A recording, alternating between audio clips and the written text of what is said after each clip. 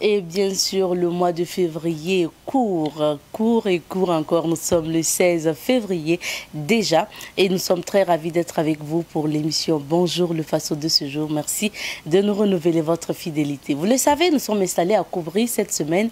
À Koubri, nous vous faisons découvrir les vieux bâtiments donc construits par des missionnaires américains qui sont venus justement au Burkina pour justement instaurer donc l'enseignement biblique.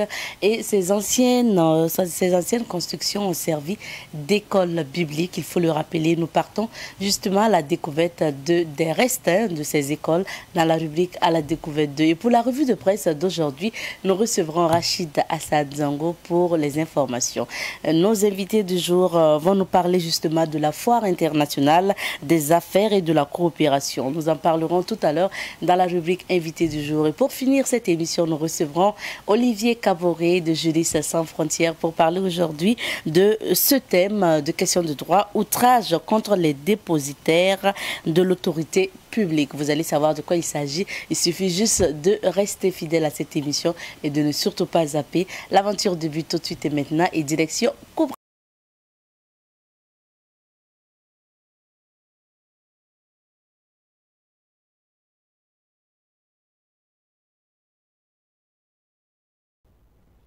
Je vous le disais, nous sommes installés à Koubri cette semaine pour vous faire découvrir ces anciennes constructions. Donc, à Koubri, il faut l'appeler, Koubri est une commune située à environ 29 km de Ouagadougou. Alors, dans cette localité, nous partons découvrir des vieux bâtiments, des bâtiments qui ont été construits par des missionnaires américains et qui étaient autrefois utilisés comme une école biblique. L'histoire commence justement en 1920 lorsqu'un groupe de missionnaires américains quitta les États-Unis d'Amérique par bateau pour justement arriver à Dakar et de Dakar ils remontent au Soudan par le fleuve Niger avant de faire escale. De là, le groupe de missionnaires entama le long voyage à Dodane en passant par Wayouya, Yako. Avant d'arriver à Ouagadougou, c'était le premier mois donc de l'année 1921. Le premier quartier de Ouagadougou fut leur premier site d'accueil. Je veux dire le quartier Goungen du moins, de Ouagadougou fut leur site d'accueil dans des constructions traditionnelles. Ce fut au temps de Nabakom II, empereur des Mossi de l'époque. À l'époque, Goungé comptait à peine 100 familles. Alors, le désir donc de communiquer directement aussi avec les populations va pousser les missionnaires à apprendre la langue morée et ils vont y parvenir grâce aux habitants. C'est ainsi qu'en 1927, le Petit Testament fut traduit en moré. Déjà à la fin de l'année 1921, les missionnaires des Assemblées de Dieu songèrent à étendre la mission sur d'autres localités du Burkina Faso. Alors Yako a été évangélisé, Kaya et Tinkodgo aussi. C'est ainsi que l'idée de construire une école vint à l'esprit des missionnaires qui décident de la construction de l'école biblique à Koubri. L'église sera construite à Koubri en 1940 et c'est le missionnaire donc Arwinson qui fut le fondateur de l'école de cette école. Alors aujourd'hui, nous allons vous inviter donc à suivre le témoignage de monsieur Isaka Tapsoba qui nous parle justement donc de ce site. On y va. Le monde entier a commencé en 1900. C'est lors d'un réveil qui a eu lieu en Angleterre et aux États-Unis que des gens vraiment ont prié. Et en tout cas, il y a eu ce qu'on appelle, en tout cas, la naissance des églises évangéliques à travers le monde entier. Et les premières églises évangéliques nées à ce moment-là, mais on dit quelques-unes, je ne peux pas citer tout. Il y a eu la foi apostolique, les assemblées de Dieu, et puis les Pentecôtes, et puis il y en a là. Il y en a eu, ça a été comme ça. Et maintenant pour le Burkina Faso, dès que il y a eu ce réveil et que, en tout cas, les églises sont nées, c'est lors d'une prophétie qu'il a été dit dans une assemblée là, que il y a Mont-Célan. Donc les Américains qui étaient là, Mont-Célan, c'est où? Le Seigneur dit d'aller là-bas, Mont-Célan, prêcher la parole de Dieu. Et c'est ça qui a fait que, en tout cas, il y en a qui ont obéi et qui ont accepté, qui sont venus donc dans le Mont-Célan, ça s'appelait la Haute-Porta à l'époque, hein, en 1921, que ces premiers missionnaires sont arrivés donc à notre Volta et se sont installés à Goungé. Donc si vous voyez l'Assemblée de Dieu là à Goungé, là, sur la route de Pogola. Alors c'était en tout cas le premier lieu où ces missionnaires se sont installés et ils ont fait le travail comme ils pouvaient. Donc voilà ce que je peux dire. Mais c'était en 1921. Mais quand la prophétie donc a dit d'aller à Mont-Célan là, alors il y a eu donc des gens qui sont venus, comment je veux dire, inspecter les lieux. Et en 1920 et en 1921, en tout cas, les premiers artères là sont arrivés ici, à Ouagadougou, en passant par le Soudan. D'abord en passant par le Sénégal, le Soudan, et ensuite, quand ils sont arrivés à notre Volta là, alors ils sont passés par mettons, Yaopo, tout ça, descend à Ouagadougou. Par rapport à l'école biblique, alors les premiers missionnaires ont pensé quand même qu'il fallait former des autochtones pour pouvoir aider à l'évangélisation. Donc, les tout premiers chrétiens, donc, ils sentaient l'appel de Dieu pour son œuvre là. Moi, les missionnaires les formés ici à Goungé. Mais ça ne prenait pas beaucoup d'années, hein, peut-être 2 mois, 12 mois. Et après, l'idée leur est venue d'aller construire, en tout cas, une école biblique qui va recevoir beaucoup de personnes et cela a couvert. Donc, ils sont partis là-bas, ils ont construit donc la première école biblique dans cette région-là. Et tous ceux-là qui sentaient l'appel, alors on les a envoyés là pour être formés. Ça, c'était en 1940. Et c'était, ça, sont les ruines donc, de la première école publique. Et quand je voulais nommer Pouédro, le quartier s'appelle Pouédro. Il y avait des lions, il y avait tout. Hein. Ce n'était pas facile. Hein. Les missionnaires ont créé ce qu'on appelle une fosse aux lions. Là. Et puis on attrapait les lions. Et les lions qui venaient tomber là-dedans, puis on les attrapait. Mais le problème est que, avec le temps, question d'eau s'est posée. Ils se sont dit, comment on va faire? Alors, ils sont descendus un peu, arrivés à Narbaré, il y a le barrage là-bas, il y a l'eau. Donc les étudiants, ils pouvaient profiter pour faire du jardinage, ils ont donc implanté l'école là-bas. Ça fait déjà bientôt, dans les 60 ans que l'école est à Narbaré. Donc la plupart des pasteurs là, en tout cas des adhérents sont formés à Narbaré. Il y a eu Yamiro Kouderma Koudougou, de Koudougou. Il y a eu Kéré David de Tankoudougou. Minungou Lebende, lui aussi il est de Tankoudougou. Kéré Gédéon, il est aussi de Tankoudougou. Minungou Abel, lui aussi il est de Tankoudougou. Delma Dabila, il est également de Tankoudougou. Il y a eu Tungwen Sida, lui il est de Koubri, là-bas. Il y a eu Tiga Bargo, lui il est de Kaya. Il y a eu Belko, lui aussi il est de Kaya. Il y a Noro Jitimia, lui il est de Komsilga, c'est pas loin d'ici. Il y a eu Kapando Gomnaga, il est de Ouagadougou. Tiroro de Yaopo. Ouedraoro Bila, lui il est de Kaya, etc. Il y en a eu. Ouais, c'était les tout premiers, ils ont été les tout premiers formés. Les responsables veulent faire quelque chose là-dessus. Si vous partez présentement là-bas, on n'a plus trouvé les ruines de l'ancien bâtiment. Vous écoutiez à l'instant le témoignage de pasteur Issaka Flavian Tapsoba. Il nous parlait justement de ces anciennes constructions du côté de Koubri. Il faut rappeler que justement ces bâtiments ont servi d'église biblique en 1921. Nous poursuivons avec cette émission. Cette fois-ci, nous allons faire le tour de l'actualité nationale et internationale avec Rachida Sadzongo.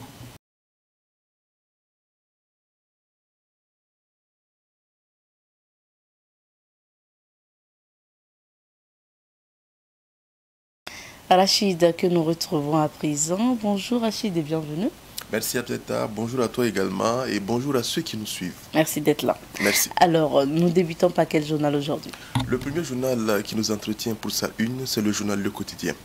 Et à la page 5, pour ce qui est du quotidien, on peut lire « Affaire charbon fin, bientôt le jugement du dossier ». Toujours avec le même journal, Drissa Malo Traoré dit saboteur, ancien sélectionneur national, confie, je cite, « On ne peut pas obliger la FBF à reconduire le contrat de Kamou Malo ». Le sujet peut être lu en entièreté à la page 6. Moumouni Konombo, à propos du mouvement d'humeur des étudiants de l'ENSP, confie, je cite, « Nous ne sommes pas d'accord pour qu'on nous remette un diplôme qui ne répond pas à la formation reçue ». Et pour achever à la page 11 du journal Le Quotidien du jour, Jeux olympiques d'hiver de Beijing 2022, le Chinois Su Yiming a décroché l'or au Big Air Shugang. Et c'était la une, on va dire, du journal Le Quotidien. Autre journal, nous sommes avec à présent l'Observateur Palga. Et dans ces titres, à la page 3, cérémonie du Souk Pili à Manega. L'aigle UP s'est posé sur un nouveau chaume. Affaire charbon fin, en attendant la fin, mot 2, 3 points de suspension, la justice, c'est-à-dire à la page 14. Nomination du 109 à la gendarmerie. Attentat sur l'avion d'Abiyarimana, la justice française enterre définitivement le dossier, c'est-à-dire à travers la rubrique Regard à la page 5 de l'Observateur Palga du jour. Et pour achever, toujours un titre pour l'Observateur Palga, à travers sa rubrique Carnet de santé, on peut lire à la page 6, saignement du nez, ça peut aller d'un fait banal à un grave problème de santé. Propos du professeur Bertin Privaouedrago, qui justement donne en entièreté, on va dire, une interview relativement au saignement du nez, à la page 6 de l'Observateur Palga. Un autre journal, l'Abzeta, nous sommes cette fois-ci avec Sidoya. Sidoya, dans ses titres, nous confie à la page 6 déjà, prestation de serment de Paul-Henri Damiba, le Conseil constitutionnel peut prendre toute décision en rapport avec la vacance du pouvoir. Propos de Souleymane Toé, enseignant-chercheur. Et puis, transport urbain à Bobo-Dioulasso, guerre de tranchées entre conducteurs de tricycles, taximens et police municipale. Dans sa rubrique au murmure, Sidoya nous apprend, délégation spéciale, attention à la fibre ethnique. Hanouna, toujours pour la même rubrique on murmure, des professeurs demandent plus de sécurité à Solenzo, garde intermittente au dépôt Meg. Présidence du Faso, le lieutenant-colonel Paul-Henri Damiba prête serment ce matin. Et puis, pour toujours Sidoya, une autre rubrique, Mercure, un fauteuil de Premier ministre. C'est à lire à la page 3 pour ce qui est du journal Sidoya du jour. Pour ce qui est du pays, le journal Le Pays, on peut lire à la page 2, affaire charbon fin, le travail des experts terminé, le dossier bientôt enrôlé. Transition politique au Burkina, des organisations politiques proposent 3 axes de réforme.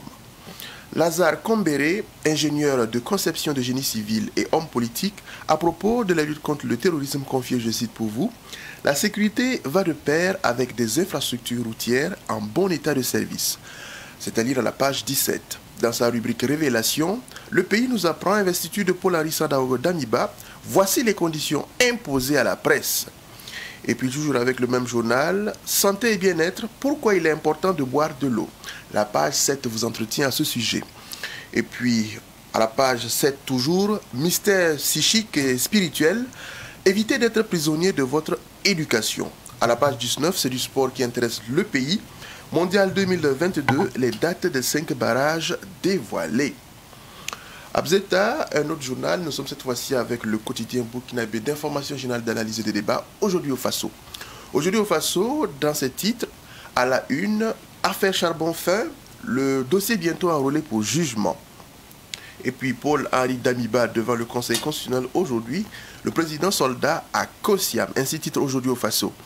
Départ de Barkhane et Takuba du Mali, dîner préambule élyséen avant activation. Ainsi titre aujourd'hui au Faso. Et puis Forces armées nationales, FAN, plusieurs nominations à la gendarmerie, à lire à la page 3. À la page 8, transition au Burkina, des partis politiques proposent une durée de 24 mois. Aziz Ben Bafa Ouattara, président du CPU. Là où la politique a échoué, le MPSR doit réussir. C'est ce que confie, comme je l'indiquais, Aziz Ben Bafa Ouattara. C'est-à-dire à la page 2. À la page 12, pour achever, formation militaire de base, la 52e promotion de l'ENP a validé le premier module. Abzeta, on poursuit avec l'Express du Faso édité depuis Bobo Dioulasso dans la région des Hauts-Bassins. Et pour l'Express du Faso, à sa une, SNC, faut-il s'attendre à un report encore? C'est la Semaine nationale de la culture. Voilà. Dans sa rubrique Autant le dire, autant on l'a dit, autant il a fait. Voilà. Ainsi titre l'Express du Faso. Oundé Gold Operation, don d'équipement de radiologie au SEMA. À Carville, nous sommes au secteur 9 de Bobo. Pour 35 000 francs CFA, il voulait ôter la vie à sa mère. Non-renouvellement du contrat de Kamou Malo, cette décision va à l'encontre de l'appel au patriotisme du chef de l'État. Affaire charbon fin, le rapport d'expertise en cours de finalisation. On poursuit cette revue de presse ou sinon lecture de la une de certains journaux, également sites en ligne. Et pour ce qui est des sites en ligne, le premier site qui nous entretient, c'est www.foacac.net. Le Conseil national des organisations de la société civile adresse un mémorandum au chef de l'État. Sécurité, 2 groupes terroristes se livrent des combats dans la zone des 3 frontières. Sécurité toujours pour le même site www.foacac.net. La France veut aider le Burkina Faso à faire face au terrorisme. Puissance militaire en Afrique, le Burkina Faso occupe la 30e place sur 35 pays. Et pour achever avec l'Institut du président du Faso, la cérémonie sera retransmise en direct sur la RTB. C'était pour les titres pour www.foacac.net. Un autre site, www.lefaso.net. L'armée est assez saine, organisée et capable d'accomplir des prouesses. Propos de l'ambassadeur Mousbila Sankara. Sécurisation des hautes personnalités au Burkina vers la fin des rivalités entre gendarmes, militaires et policiers. Production de charbon écologique au Burkina, une alternative pour la préservation de l'environnement. C'est selon Abdul Draman Konombo, agent des eaux et forêts. Et pour achever grippe aviaire au Burkina, les vendeurs de poulets victimes éprouvées. C'était les titres pour ce qui est de www.lefaso.net. Abzeta, on achève avec l'actualité hors du Burkina Faso. Et déjà en Mali, on apprend qu'il y a eu de violents affrontements entre 2 groupes terroristes à Tessit. Au Togo, un opposant proche de l'opposant Abbé Guillaume, libéré après 9 mois de détention. Il avait reçu une peine de 9 mois. Soudan, 2 nouveaux morts lors de manifestations contre la junte militaire. En Gambie, on apprend que 7 militaires sénégalais, prisonniers des rebelles de la Casamance, ont été libérés. Au Libéria, l'armée réaffirme sa neutralité et s'engage pour les élections de 2023. À Djibouti, vague d'arrestations inquiétantes. Au Nigeria, on apprend qu'il y a une pénurie d'essence pour ce pays du pétrole. À RDC, les autorités lèvent le couvre-feu et les restrictions liées au Covid-19. Et pour achever à Madagascar, le ministre de la Justice démissionne après un scandale de corruption. Abzeta, voilà ce que l'on pouvait lire pour la une de certains journaux de la place. Des sites en ligne, merci pour l'actualité hors de nos frontières. Merci à toi Rachid pour ce tour de l'actualité. Retour sur quelques sujets et puis nous reparlons à nouveau de cette affaire charbon fin. On va dire que c'est une affaire qui refait surface avec justement de l'évolution. Une affaire qui met en cause la société minière Amgol et Sakan. Et puis bien sûr le ministère des Mines. C'est bien cela. On se souvient que depuis pratiquement 2019, c'est l'un des sujets qui n'a pas, en tout cas qui a alimenté pratiquement les médias, les réseaux sociaux de façon générale. On se rappelle que le dossier avait été appelé pour la première fois au cours de l'audience du 7 août 2019 et renvoyé, on va dire, à la première audience du pôle économique et financier d'octobre 2019.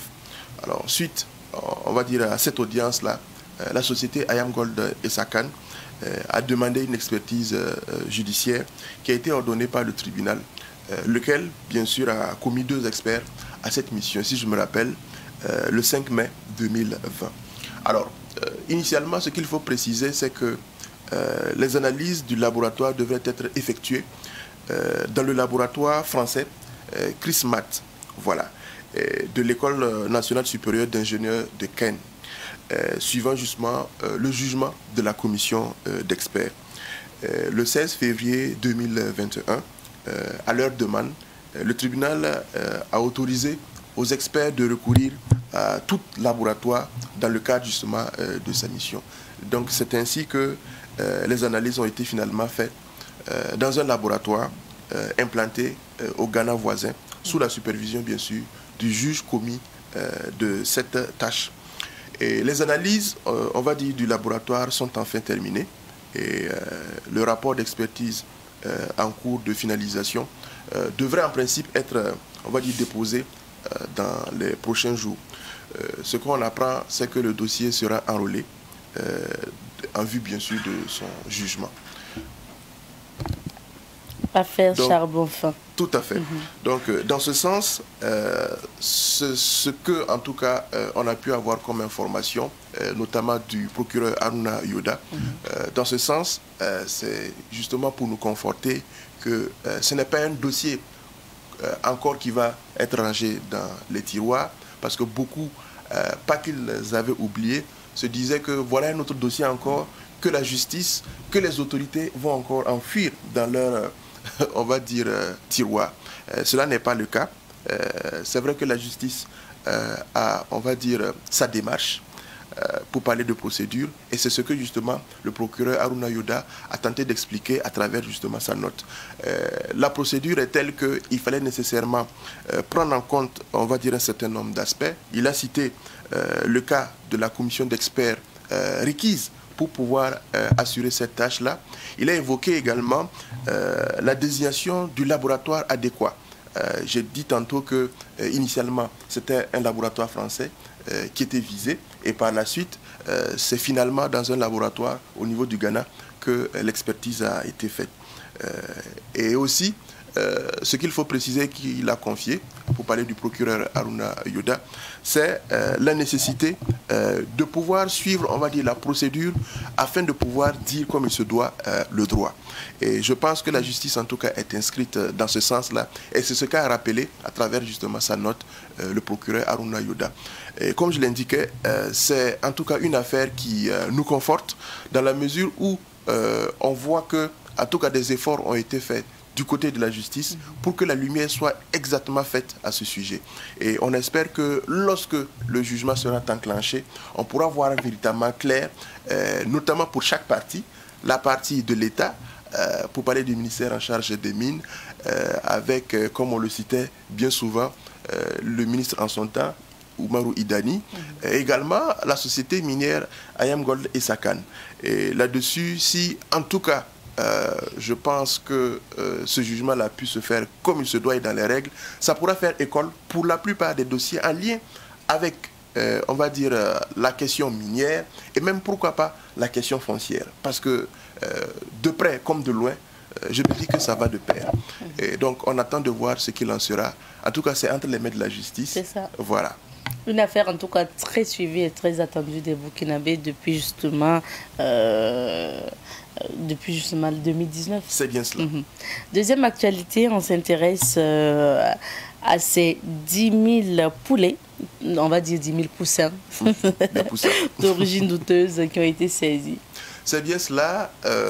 Il faut dire encore que, fort malheureusement, il y a ces brebis galeuses-là qui ne suivent pas les règles de la vie en société, qui ne suivent pas les règles qui sont convenues en certaines matières. Et là-dessus, nous sommes dans le domaine de l'élevage.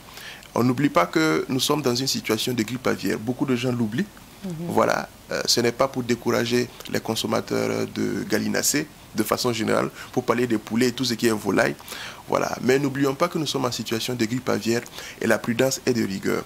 Et là-dessus, parlant justement de ces poussins qui ont été saisis, je précise que ce sont les services de sécurité, accompagnés des services vétérinaires, également la Ligue des consommateurs, qui ont mis la main, on va dire, sur ces poussins d'origine douteuse. L'information qu'on a à ce propos, c'est que les 10 poussins seraient rentrés au Burkina Faso de par un pays voisin, voilà, et probablement pour élevage.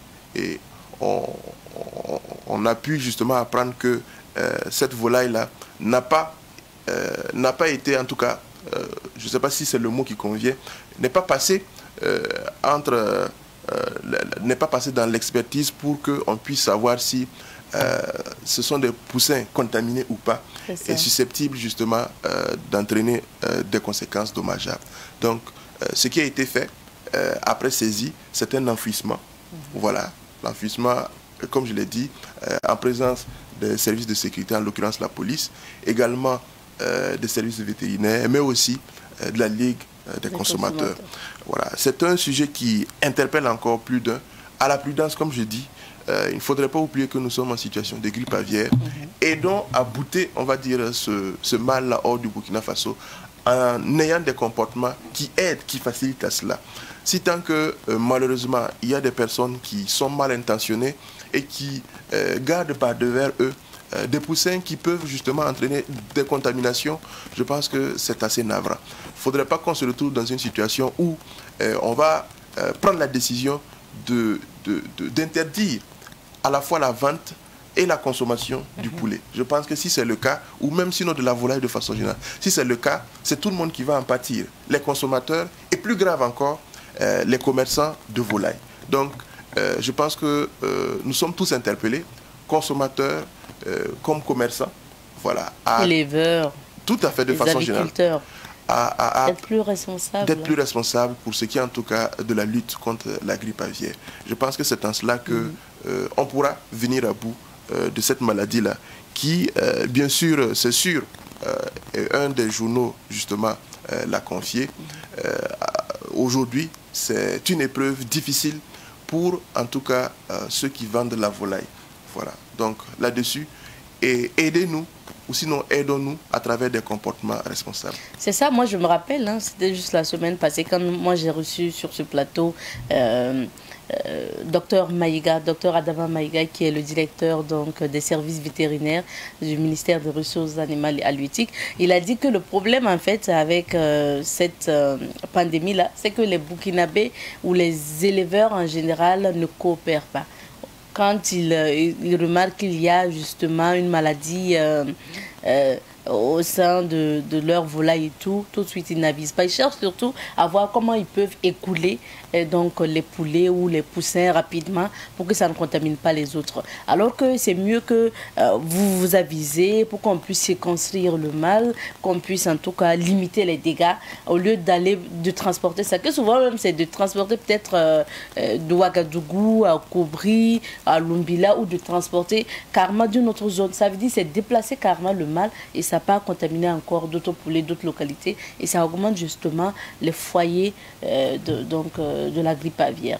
Il a donné des conseils et puis voilà, juste quelques jours après tu vois que voici un cas encore. Ça veut dire qu'il faut encore sensibiliser, interpeller. C'est bien d'avoir de l'argent, c'est bien de se dire, parce que oui, c'est une perte aussi. En fait, c'est parce que justement, il est difficile, on va dire, pour ces éleveurs-là, de perdre pratiquement à la fois, pour ne pas dire... C'est toujours difficile de perdre. Si je peux me permettre, leur cheptel de volaille, et en même temps, tout ce qui peut être comme bénéfice entrant dans le cadre justement de leur vente, leur commercialisation.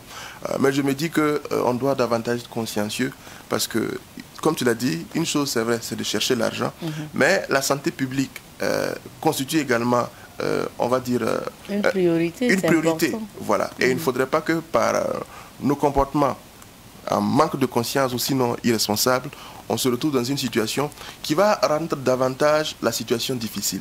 Si, et comme tu l'as dit, on se retrouve dans une situation où pratiquement il faille nécessairement interdire la vente et la consommation de volaille, finalement c'est tout le monde qui perd, alors que l'on pouvait justement éviter. Donc là-dessus, comme tu l'as dit, je pense qu'on doit davantage assurer en tout cas des comportements responsables. Et l'autre chose, et ça ce sont les autorités, il faudrait davantage aussi garder l'œil. Voilà. Parce que comme je l'ai dit, les brebis galeuses, il y en a de toutes parts et il faut nécessairement que les autorités aient le bon œil, suivent davantage et que les populations aussi soient alertes. Parce que lorsqu'on va dans bistrot, un restaurant ou sinon des endroits de grillade où on vous vend un poulet moins cher, parfois même on ne sait pas. Voilà. Lorsque ça arrive dans son assiette, quelqu'un te dira que si c'est bien cuit, on a dit que si le poulet est bien cuit, il n'y a pas de problème. Mais bon. Soyons prudentes. Voilà. Je pense que c'est vrai que la cuisson peut aider. Mais si toutefois c'est mal cuit, et ça on ne le sait pas, voilà, on peut se retrouver dans une situation désagréable. Donc, ayons des comportements responsables. Prudence, pour qu'on puisse franchement, en tout cas, bannir encore cette grippe aviaire-là de chez nous. Troisième sujet pour terminer, Rachid, il faut quand même qu'on revienne sur cette prestation de serment du président du FASO aujourd'hui même devant le Conseil constitutionnel. Paul-Henri Sandaogo Damiba prête serment aujourd'hui. En tout cas, beaucoup critiqué par les constitutionnalistes, pour ne pas dire le constitutionnaliste Soma. Tout à fait.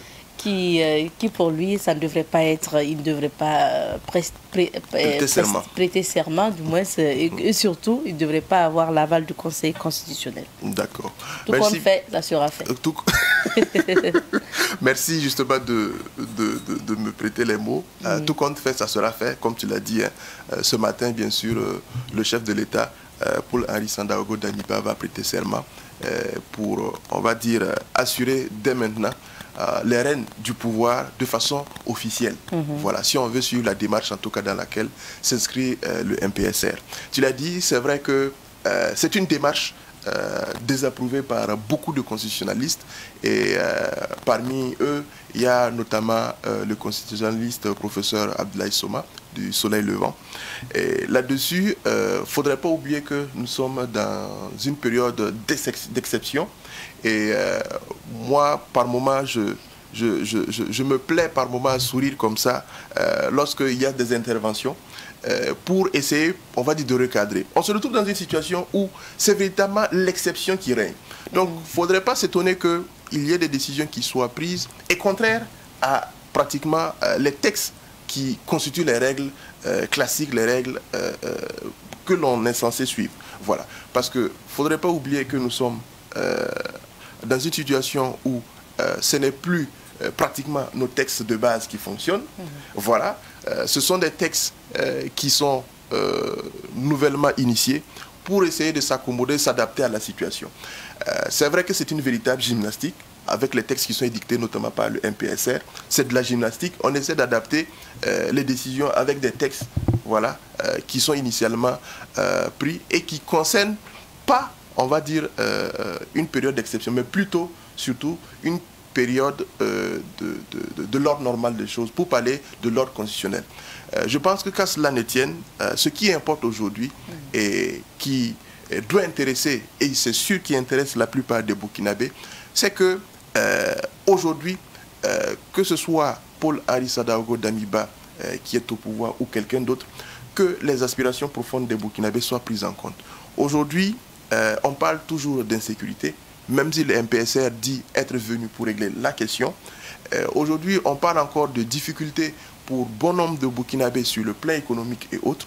Si ce sont des questions qui peuvent être prises en compte, ben, tant mieux. Mais la priorité des priorités reste la sécurité. Et c'est ce que, depuis longtemps, et depuis l'avènement du MPSR, on attend de voir concrètement ce que le maçon au pied du mur va faire pour parler du MPSR. Donc, on espère qu'à la suite, justement, de cette investiture, d'autres aspects vont suivre, notamment l'équipe qui va assurer le temps de gestion de cette période d'exception-là. Également, on va dire la durée qui sera assujettie à cette période d'exception-là pour dire combien de temps vont assurer le pouvoir le MPSR, les militaires du MPSR. Voilà. Non, tous ces aspects-là devraient ressortir. C'est confus, Rachid, parce qu'on se demande, il va prêter serment, oui, mais c'est pour combien de temps? C'est vrai, il va prêter serment, il va jurer sur la Constitution qui a été rétablie, mais nous, on se demande aujourd'hui, il va régner combien de temps? Franchement, c'est des questions qui restent posées, parce qu'en ce moment même, il y a une charte qui est en train d'être écrite, il y a un comité qui est mis en place et tout, et puis en ce moment, il prête serment, alors que la charte n'est pas prête Bon, on se demande vraiment... C'est ce que je disais au début. Nous sommes véritablement dans une période d'exception exceptionnelle, si je peux, par abus de langage, le dire. Donc, on se retrouve pratiquement dans une situation où les décisions qui sont prises par le MPSR actuellement sont des décisions pour essayer d'adapter avec ce qu'on a comme règle. Et c'est une véritable gymnastique.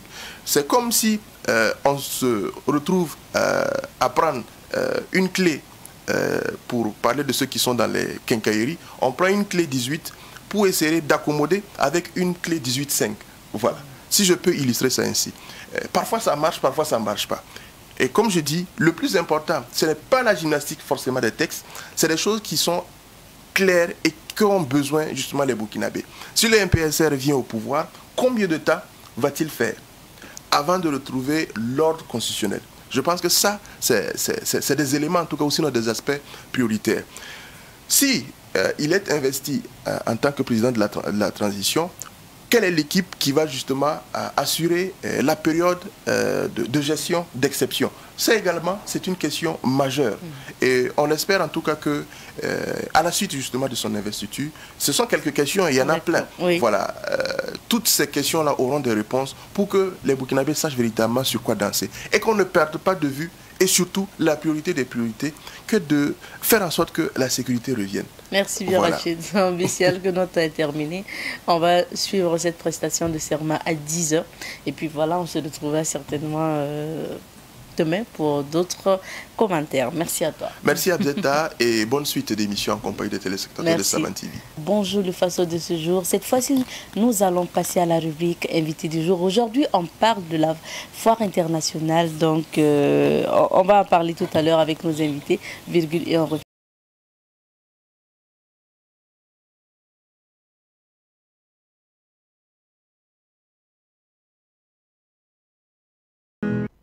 Nous parlons aujourd'hui de la Foire internationale des affaires et de la coopération. Avec nos invités sur ce plateau, nous sommes avec M. Mohamed Dabo. Il est le PDG de l'entreprise Impro Business.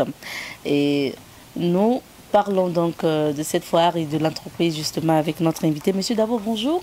Bonjour madame. Ou devrais-je dire good morning? Yeah, you can say good morning too, but here we're gonna speak French. Bonjour. Ok, super, merci. On revient en français. Oui, c'est ça. Alors, également sur ce plateau, nous recevons Monsieur Romuald Ouedraogo. Il est le directeur de projet donc, de la foire. Je parlais justement de la foire internationale des affaires et de la coopération. Bonjour Monsieur Ouedraogo. Bonjour madame. Bienvenue à tous les deux sur notre plateau. Je me retourne vers le PDG de l'entreprise Impro Business. Qu'est-ce que c'est? Qu'est-ce que vous faites? Est-ce que vous pouvez nous parler de votre entreprise? Merci beaucoup madame pour l'invitation. Impro Business, c'est une entreprise internationale fondée en 2015 en Turquie, plus précisément en Turquie. En fait, après les études, nous avons voulu vraiment entreprendre. Comme vous le savez, l'entrepreneuriat, c'est s'auto-employer, également aussi, et employer aussi d'autres personnes. Donc l'objectif, c'était, parce que nous étions en train de faire beaucoup de formations, on formait en fait les jeunes sur comment vraiment travailler, comment s'auto-employer et pour pouvoir être bien et pour pouvoir en fait donner le meilleur exemple. C'est pour cela que nous avons créé Impro Business, que nous-mêmes, ce que nous formons, nous-mêmes nous exécutons ça dans Impro Business. Donc l'entreprise s'est après spécialisée en holding avec beaucoup d'activités, donc à savoir l'import-export, parce que nous sommes en Turquie. Donc, nous facilitons les produits, l'envoi des produits à partir de la Turquie vers le Burkina Faso. Également aussi du Burkina Faso vers la Turquie. La logistique, s'il y a les marchandises, il faut faire la logistique. Également aussi, il y a ce qu'on appelle le tourisme. Parce que la Turquie, comme vous le savez, c'est un pays touristique entre l'Europe et l'Asie.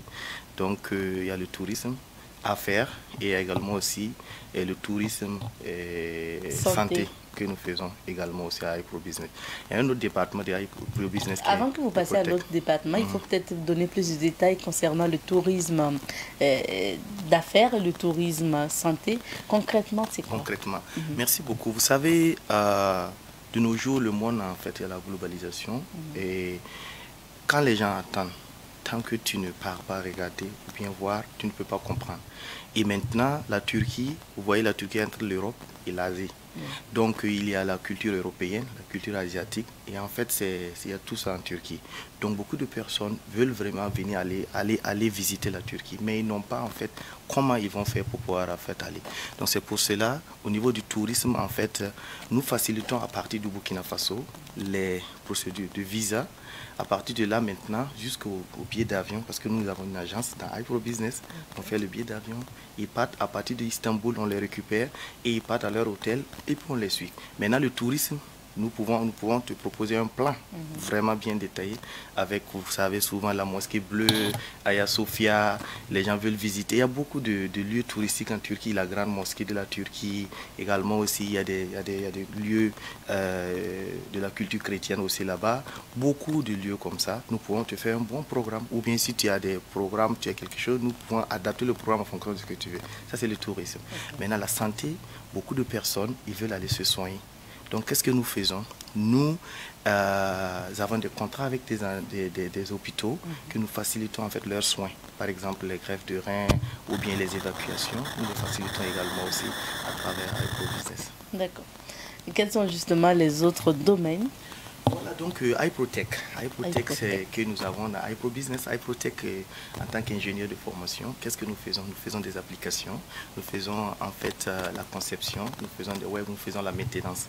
On fait des applications pour nous-mêmes. Également aussi, nous formons pour ça. Donc, on a un projet qu'on appelle le village, la révolution technologique en fait en Afrique. On va commencer par le Burkina Faso. Nous allons en fait former directement des gens qui ne sont pas des ingénieurs à vraiment utiliser l'outil informatique pour pouvoir créer. Donc, et de là-bas maintenant, nous aurons en fait le matériel informatique adapté à cela. Donc on aura le village technologique qui sera vraiment une révolution technologique au Burkina Faso. Ça c'est notre vision. Alors vous parlez d'une entreprise qui est basée en Turquie, mais est-ce que vous avez justement une représentation ici? Merci beaucoup pour la question. Nous avons une représentation au Burkina Faso parce que iPro Business est une entreprise internationale créée en Turquie. Notre siège est à Istanbul. Nous sommes basés là-bas. C'est une entreprise turque. Maintenant, nous avons notre représentation au Burkina Faso. Nous sommes face à face avec le CIAO. Donc nous avons fait notre ouverture officielle l'année passée, voilà, en 2021, nous avons fait notre ouverture officielle. Donc nous avons une branche au Burkina Faso. Mais ce que je veux vous dire, c'est pas seulement en fait au Burkina Faso, nous sommes en train d'implanter les branches un peu partout en Afrique de l'Ouest pour pouvoir en fait avoir des branches un peu partout en Afrique. Il faut regarder, il faut viser loin. C'est ça l'objectif. Alors, Monsieur Dabo, vous personnellement, vous avez fait une dizaine d'années en Turquie. Comment se porte un peu le monde des affaires là-bas? Bon, vous pouvez en fait le sentir actuellement. Voilà, le monde des affaires en Turquie, ça se porte très bien. Parce que la Turquie, comme vous voyez, c'est classé parmi les 20 puissances mondiales. Et la Turquie, c'est un pays industrialisé. Donc quand vous allez voir en fait le monde des affaires, vous allez voir au niveau de la production. Et ce qui est favorable avec l'Afrique, c'est que la Turquie, ils arrivent quand même à faire le matériel de qualité et également aussi à des prix qui sont en fait réduits, qui ne sont pas vraiment en fait extrêmement chers. Est-ce que vous voyez? Donc c'est ça aussi l'avantage de la Turquie. Et également, quand vous voyez les affaires, il y a tellement d'opportunités d'affaires. Donc il y a des affaires, par exemple,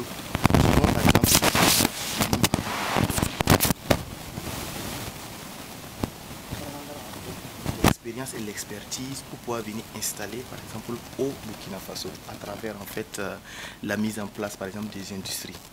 la mise en place, par exemple, des unités de fabrication.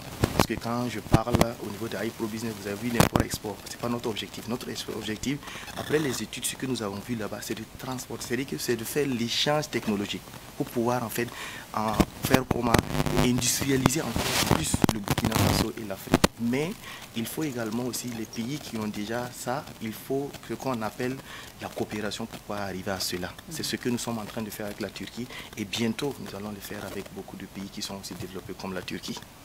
Alors, Monsieur Ouedraogo, je vous donne la parole. Je rappelle que vous êtes le directeur du projet de la foire internationale des affaires et de la coopération. C'est bien ça. D'où vous vient l'idée justement donc d'organiser une telle foire? Alors, merci beaucoup madame. Merci également au PDG d'être là ce matin. Nous tenons à remercier ceux qui nous suivent actuellement. Juste un ajout à ce que le PDG parlait des différents types de tourisme. L'année passée, nous avons organisé pas mal de voyages d'affaires. Et chez nous, quand on parle de tourisme d'affaires, c'est de permettre aux entrepreneurs burkinabés qui n'ont pas l'information, qui ne savent pas qu'ils peuvent coopérer avec la Turquie, de pouvoir non seulement aller découvrir les potentialités, les opportunités de la Turquie et être en droite ligne et connexion avec les entrepreneurs turcs. Donc à l'occasion que nous avons organisé ça l'année passée, nous avons mobilisé pas mal d'entrepreneurs burkinabés, de commerçants, de chefs d'entreprise qui sont allés faire un séjour à Istanbul, participer à des réunions d'affaires, faire des visites d'usines, voilà, et puis faire du tourisme. C'est vraiment un tourisme d'affaires. Oui. C'est vrai que vous vous détendez, mais vous partez quand même pour tisser des relations. C'est bien ça. Ces derniers, de retour, ont eu l'expertise voilà, de pouvoir revenir, développer leur business. Et pour d'autres, c'est l'occasion de pouvoir faire des approvisionnements. Et c'est ainsi que nous avons réfléchi. Du fait que nous envoyons les entrepreneurs burkinabés en Turquie, il sera une opportunité de faire venir les Turcs aussi au Burkina. Voilà. Donc l'idée de cette foire que nous avons initiée pour la première édition.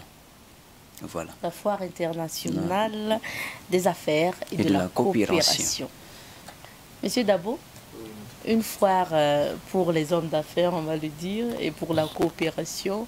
Est-ce que vous pouvez plus nous parler de cette foire?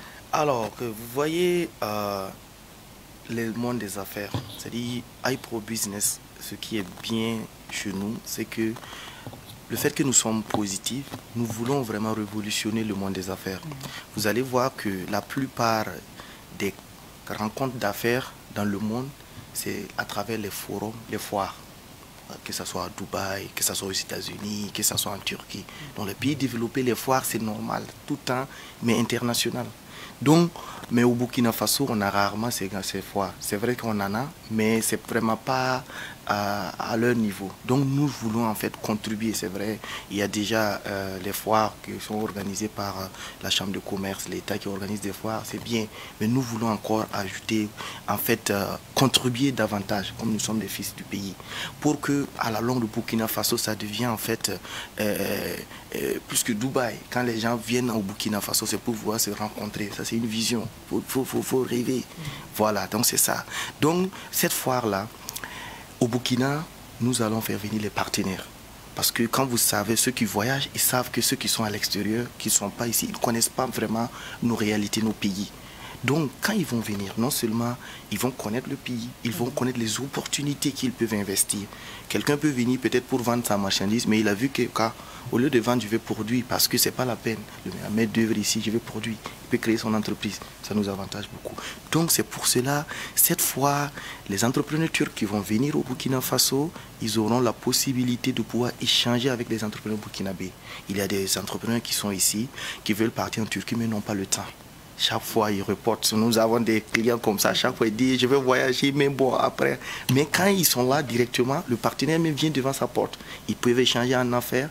Et nous, maintenant, nous allons faciliter cela. Parce que nous sommes en Turquie, nous sommes au Burkina Faso.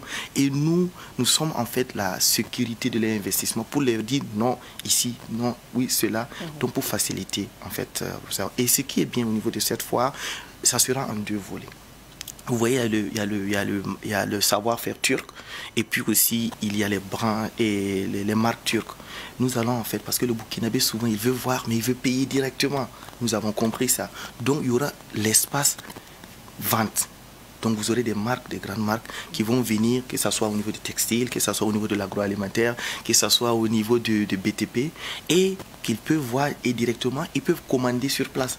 Et à cause de la foire, ces entreprises-là vont faire des réductions. Donc, et l'autre côté, nous aurons en fait des rencontres d'affaires B2B. Est-ce que vous voyez? Et l'innovation que nous aurons une conférence que nous sommes en train de préparer pour voir en fait comment se former en Turquie. Parce que c'est un pays développé, c'est un pays également aussi quand on peut se former et puis aussi faire partage d'expérience. Ça, c'est les étudiants. Donc nous allons les inviter et les Turcs même vont aussi les parler comment faire cela. Est-ce que vous voyez? Et les Turcs qui vont venir, nous allons également aussi les montrer à travers en fait les relations comme la chambre de commerce, également aussi comme l'agence burkinabé de l'investissement, l'ABI, que vraiment, à travers eux, on va les montrer quels sont les domaines d'investissement au Burkina Faso. Est-ce que vous voyez? Donc c'est ça, nous voulons révolutionner le climat des affaires au Burkina Faso. Alors, monsieur Dabo a déjà commencé à donner justement le programme. Et s'il y a d'autres choses à ajouter pour le programme, ce qui est prévu lors de cette foire, vous pouvez y aller, monsieur Drago. Alors, merci beaucoup une fois de plus. Disons que la foire, et au cours de la foire, nous aurons non seulement l'exposition multisectorielle. Alors ici, nous n'allons pas laisser aucune personne à bord. Voilà, nous allons tous les embarquer. Et à ce niveau, nous allons vraiment maximiser sur les secteurs potentiels de développement au Burkina Faso. Parce que le but de la foire, c'est de faciliter la coopération avec la Turquie, mais de booster le développement économique du Burkina Faso. Et les secteurs potentiels, c'est dans le commerce général, dans l'agriculture, dans le BTP, la machinerie, les consommations médicaux, l'agroalimentaire, la santé aussi. Voilà, le textile et puis la quincaillerie, sans oublier aussi les domaines tels que l'énergie solaire, l'énergie simple aussi. Ce sont des partenaires et des grandes marques qui seront là, présents, pendant la foire. Et en dehors de cette exposition, il y a l'espace B2B, vraiment réservé pour les entrepreneurs turcs et les entrepreneurs burkinabés, mais également les entrepreneurs burkinabés aussi entre eux. Parce que quand on parle de B2B, il y a ceux-là il y a l'offreur, il y a le demandeur, mais il y a ceux-là aussi qui ont des besoins, mais qui ne savent pas où trouver. Et le but des B2B, c'est de pouvoir savoir comment ils peuvent échanger, comment ils peuvent profiter l'un à l'autre. Et dans le cadre du B2B, n'est pas seulement dans l'achat ou de la vente, mais il y a aussi ce qu'on appelle les échanges de technologie, les échanges d'expertise.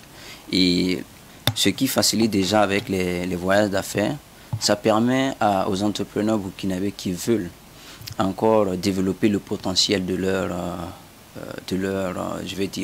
membre d'entreprise, de pouvoir les envoyer en Turquie pour des formations, voilà, et du développement de capacités dans des usines, dans des grandes entreprises, mais aussi qui peuvent susciter à ce que ces mêmes partenaires turcs-là viennent développer le potentiel de ces entreprises-là, du personnel de ces entreprises au Burkina Faso. Et au cours de cette foire, il y aura également la vente des produits turcs, voilà, ainsi défini par le PDG, mais également des opportunités de représentation. Alors, vous savez qu'aujourd'hui, la majorité des entreprises industrielles aimeraient bien se diversifier, aimeraient bien être partout dans le monde. Voilà. Beaucoup en produisent, mais ils cherchent encore plus de marché. Et au cours de cette foire, voilà, d'autres entrepreneurs burkinabés pourront avoir l'opportunité de signer des contrats de représentation de grandes marques en Turquie, voilà, pour les représenter au Burkina Faso afin de pouvoir commercialiser et puis encore étendre les affaires de cette entreprise. Voilà, et c'est ce qui est prévu au cours de cette foire.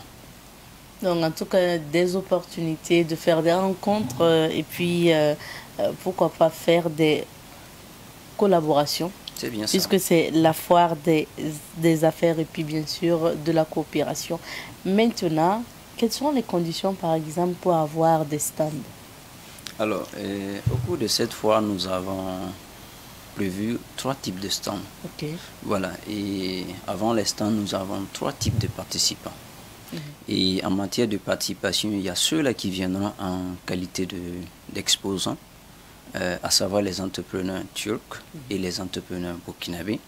Mais il y a également ceux qui viendront en tant que participants, visiteurs, acheteurs. Voilà, ça c'est la deuxième catégorie de participants.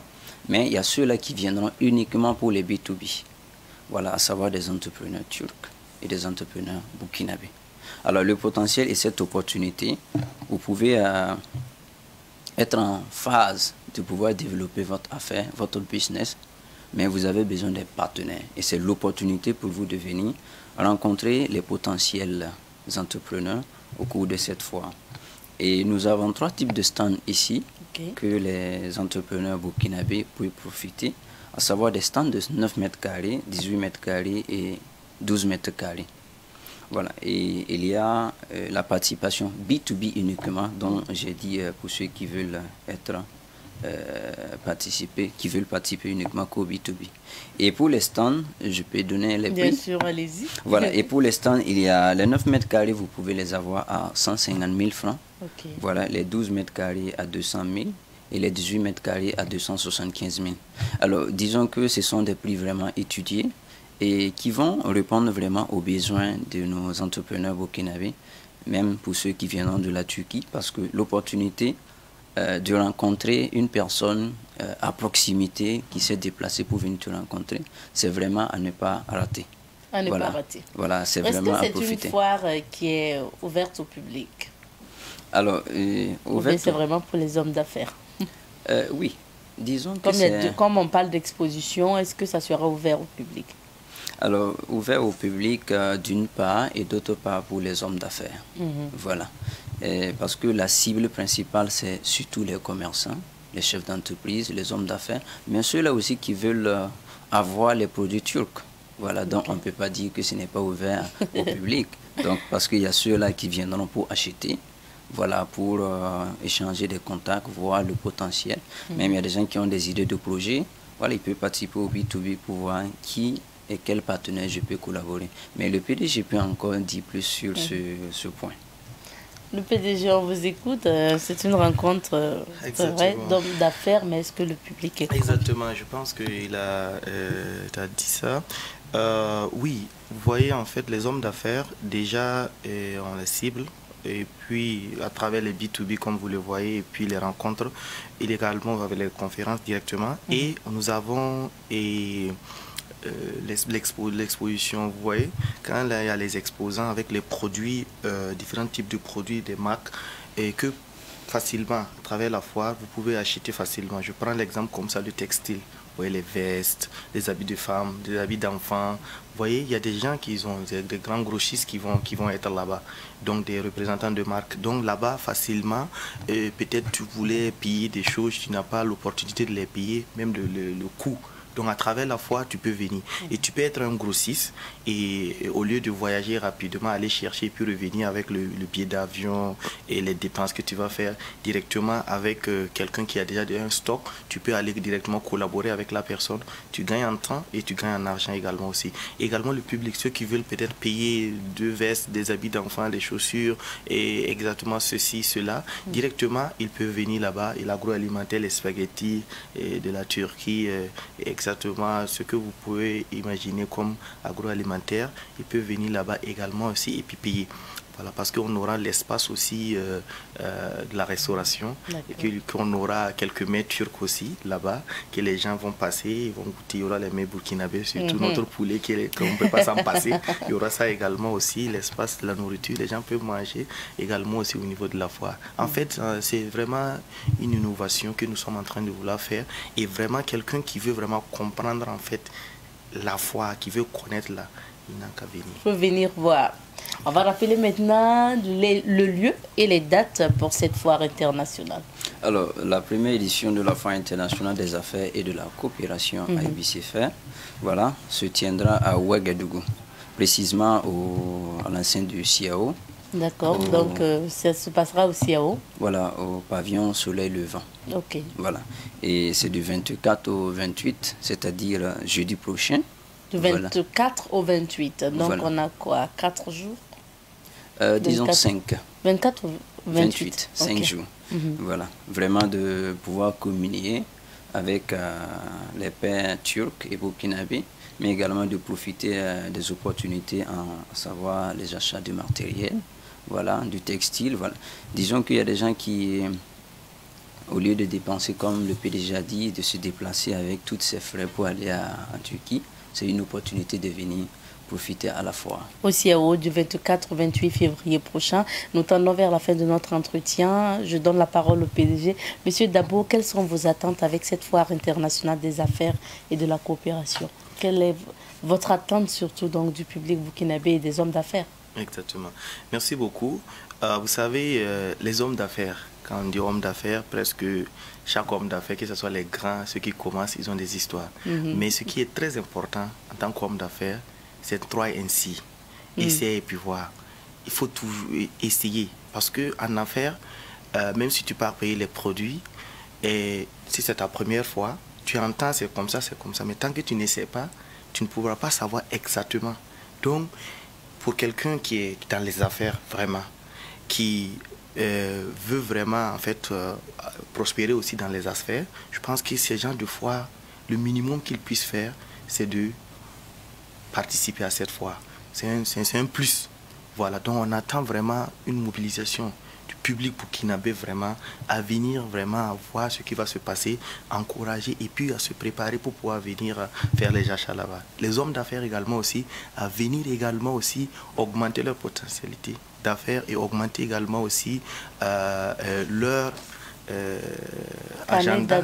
Oui, cadet d'adresse, parce qu'on a et la possibilité aussi de pouvoir la représentativité, c'est-à-dire que tu peux avoir par exemple une marque que tu peux être l'exclusivité, que tu peux avoir l'exclusivité. Et l'autre côté que je n'avais pas parlé, par exemple, nous avons fait signer des contrats, nous avons des entreprises ici qui vont envoyer des hommes qui vont aller se former pour pouvoir en fait installer les entreprises ici, pour pouvoir en fait installer l'usine ici. Vous voyez, donc ceux même qui sont dans l'industrialisation, c'est l'occasion également aussi de venir. Et dans la construction, vous savez que les Turcs aussi font vraiment de bonnes constructions. Donc c'est vraiment, tout le monde trouve son compte dedans. Voilà, tout le monde trouve son compte. Voilà. On va rappeler maintenant les contacts. Comment on peut vous joindre?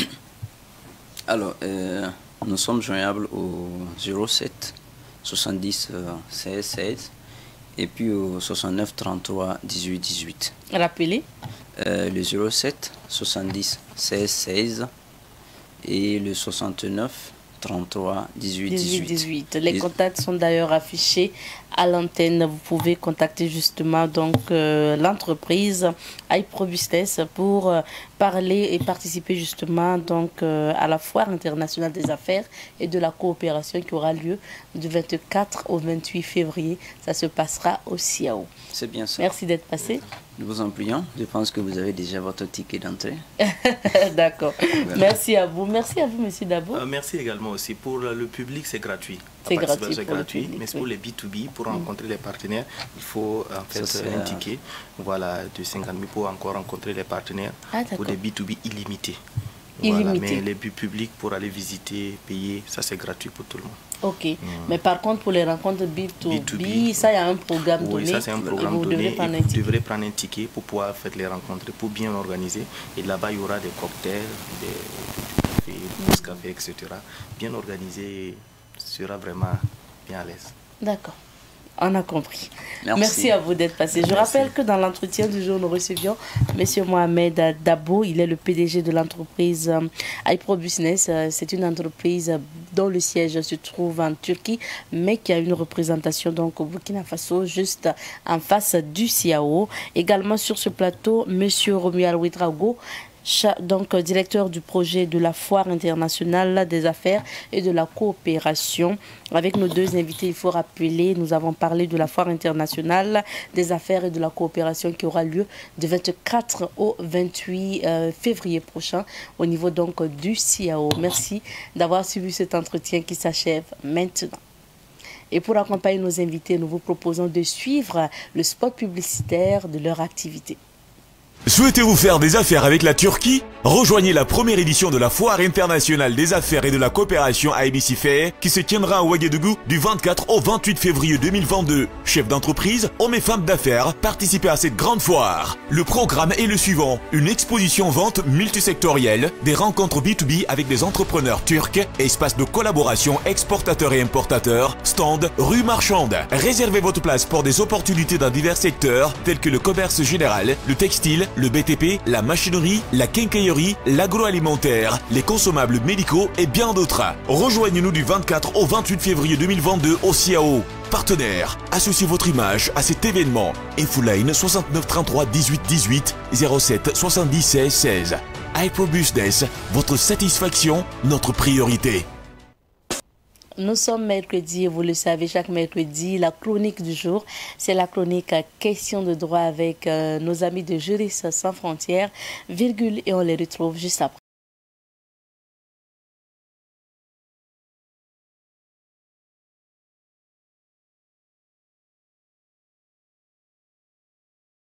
Et aujourd'hui, nous parlons de ce thème, outrage contre les personnes dépositaires de l'autorité publique, avec Olivier Caboret de Juristes sans frontières. Il est justement le chargé de communication de cette association. Olivier Caboret avec la précision et détail. Bonjour Olivier. Bonjour Abzeta et bonjour aux téléspectateurs. Bienvenue sur notre plateau.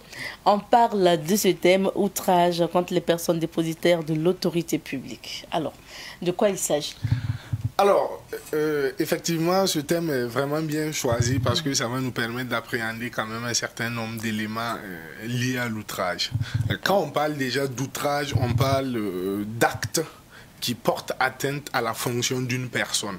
Et quand on parle d'outrage à personne dépositaire de l'autorité publique, c'est quand on a des actes où on commet des actes à l'encontre des personnes dépositaires de l'autorité publique dans l'exercice de leurs fonctions. Ça veut dire qu'on tient des actes qui portent atteinte à l'honneur et à la dignité, ou si vous voulez, au respect dû à leurs fonctions.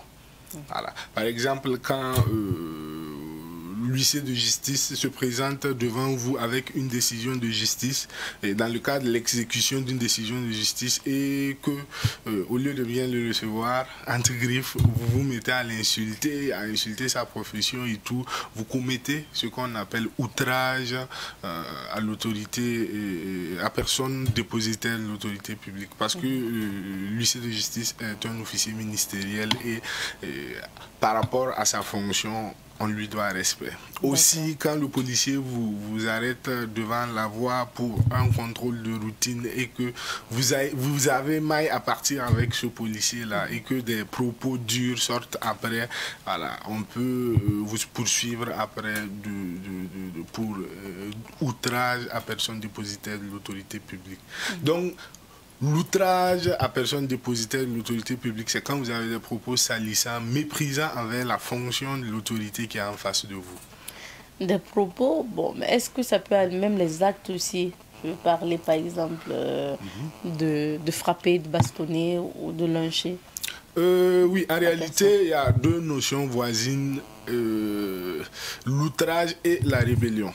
La rébellion, c'est quand vous vous opposez violemment face à une autorité ou face à une personne dépositaire de l'autorité publique. Un policier qui vient pour vous contrôler, vous vous mettez à l'asséner du coup, vous refusez d'obtempérer et tout. Là, vous commettez ce qu'on appelle un délit de rébellion, un acte de rébellion.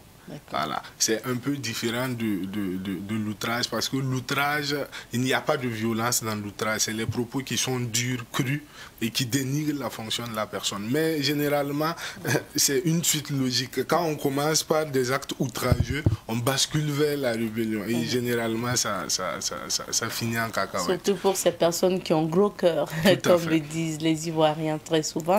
Alors, Olivier, qui est protégé contre cette infraction? Alors, il faut savoir que ce délit vise à protéger un certain nombre de personnes. Et ce sont les personnes, comme je l'avais dit tantôt, dépositaires de l'autorité publique. Et qu'est-ce qu'une personne dépositaire de l'autorité publique? C'est une personne qui a pouvoir de décision et de contrainte sur les personnes ou sur les choses. Voilà. Et en première ligne de ces personnes-là, nous avons le président du FASO.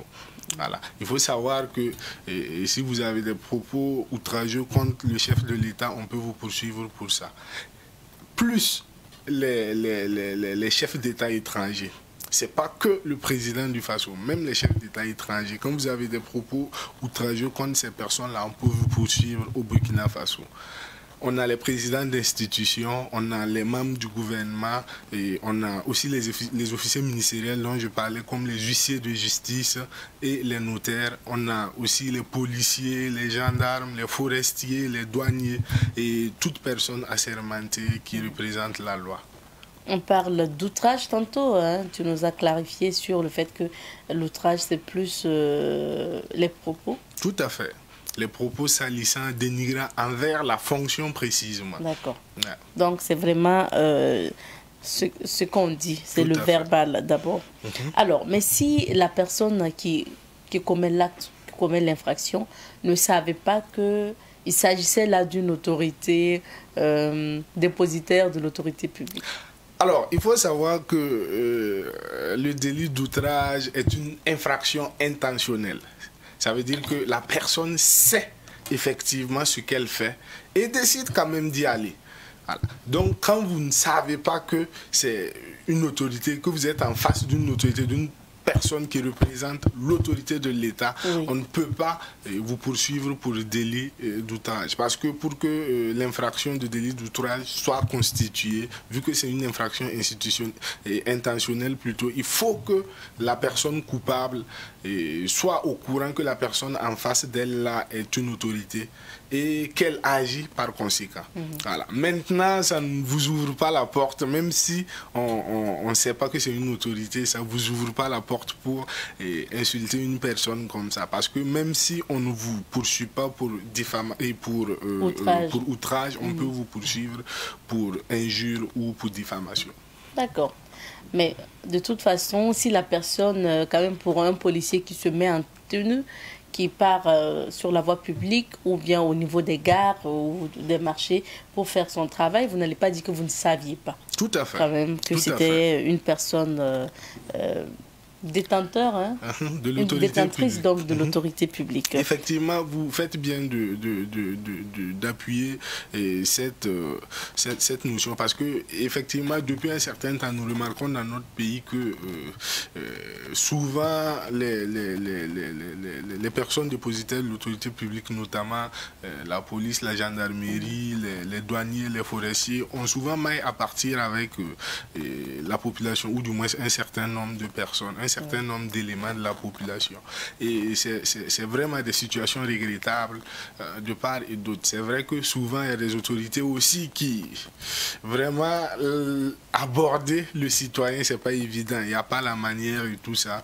Mais quoi qu'il en soit, il y a toujours des voies de recours. Voilà. Si vous avez un problème avec une autorité, il faut privilégier les voies légal contre cette autorité. Il faut justement que les populations sachent aussi que ce n'est pas seulement l'autorité qui peut vous poursuivre pour quelque chose. Vous aussi, vous pouvez porter plainte pour une autorité. Vous pouvez porter plainte contre du moins un policier ou je ne sais pas, un gendarme ou un magistrat. Vous avez la possibilité.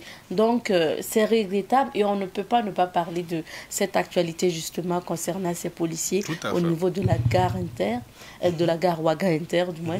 Donc, parce que c'est dommage vraiment quand vous partez pour faire votre travail et que vous risquez en même temps votre vie, c'est difficile. Et je pense que, comme tu l'as dit, la loi est là, le droit est là et il faut tout le temps faire recours donc, à la justice pour régler les choses parce qu'on ne se rend pas justice. Tout à fait. J'ai pour habitude de dire que c'est souvent nos actes qui nous retirent notre raison. C'est ça, parce en que fait. Par moment, on a raison, mais par la façon d'agir... on perd la raison. Alors, on va évoluer, Olivier. On me signale que notre temps court. Est-ce que l'offenseur peut-il être condamné à des réparations, justement? Alors, Il faut savoir que c'est possible. C'est possible si, parce qu'en droit, il y a un principe qui dit que toute personne qui cause préjudice à autrui doit réparer. Et si vous causez des préjudices à une personne, à une autorité à travers votre comportement outrageux, c'est bien normal que cette autorité peut vous poursuivre et demander réparation. Et la petite nuance qu'il faut faire à ce niveau, c'est que même si on vous condamne à une peine d'emprisonnement, tant que vous n'avez pas réparé, voilà, la peine ne court pas. La peine ne court pas. Par exemple, si vous prenez une année et on vous demande de réparer, par exemple, le préjudice que vous avez causé à l'institution en présentant, par exemple, des excuses publiques, tant que vous ne vous exécutez pas, la peine ne court pas. D'accord. Ouais. Maintenant, si vous critiquez, par exemple, l'opinion d'une personne dépositaire de l'autorité publique, bon, par exemple, si la personne, cette autorité-là a publié publiquement quelque chose et qu'après vous commentez ou bien vous donnez votre opinion, même s'il y a après des injures à l'intérieur, est-ce qu'on peut vous poursuivre? Alors, effectivement, depuis un certain temps, avec l'avènement des nouvelles techniques de communication, notamment les réseaux sociaux, nous assistons à une floraison d'insultes et de critiques souvent acerbes de certaines opinions publiques, des hommes politiques ou certaines autorités. Il faut savoir que la liberté d'expression est garantie. La liberté d'expression est garantie à tous les citoyens et c'est protégé par des instruments tant au niveau national qu'à l'international. Et tout un chacun a le droit d'émettre ses opinions publiquement. Voilà. Maintenant, le souci se situe au niveau des injures. Si une personne, une autorité a une opinion qu'elle met ou qu'elle fait publique, vous avez la possibilité de donner aussi votre point de vue, de critiquer cette opinion. Il n'y a pas de souci à ce niveau. Mais quand vous vous mettez à injurier la personne, à insulter la personne, il faut savoir que vous pouvez répondre de vos actes. Généralement, certaines personnes pensent qu'avec l'opacité d'Internet, on peut se cacher derrière son clavier et puis insulter de façon impunie. Non. Ce temps-là est révolu. Et le procureur du Faso est à féliciter actuellement pour son geste par rapport à ce genre de comportement. Parce qu'il ne cesse d'avertir. Tout à fait. Et il sanctionne au passage. Il sanctionne. Olivier, est-ce qu'il y a un délai pour poursuivre l'offenseur? Ok, alors il faut savoir que toute personne, ou du moins toute autorité offensée, a 3 mois pour poursuivre l'offenseur. Et voilà, au-delà de ces 3 mois, il ne pourra plus parce qu'il a laissé couler le délai. D'accord. Sanction pour finir? Sanction rapidement, il faut savoir que vous pouvez écoper d'une peine pouvant aller de 1 mois à 3 ans et peut-être payer une amende pouvant aller jusqu'à 3 millions. Mais exceptionnellement, lors d'un procès ou en cours d'audience, quand vous commettez un outrage contre, par exemple, un magistrat, la peine peut se lever. La peine peut se lever, aller jusqu'à 10 ans et la peine d'emprisonnement peut aller jusqu'à 5 ans. Parce que généralement, dans les audiences, souvent c'est chaud. Hein. Souvent c'est chaud. Oui. Si vous avez déjà assisté en tout cas à une audience, vous allez voir. Souvent c'est chaud. D'accord. Bon, voilà. Comme quoi, chacun doit faire attention. Tout à fait. À ce qu'il dit, à ce qu'il publie, à ce qu'il commente. En tout cas, faites attention quand vous faites face à une personne dépositaire de l'autorité publique. Merci à toi, Olivier. Merci à vous. Et on se retrouve un autre mercredi. Dieu voulant, bien sûr. Inch'Allah. Reste avec nous, c'est ensemble que nous allons dire au revoir aux téléspectateurs de l'émission Bonjour le Faso. Merci à vous de votre fidélité à cette émission et surtout plein d'amour dans vos cœurs et surtout autour de vous parce que nous sommes dans le mois de l'amour. On se dit au revoir, biteux.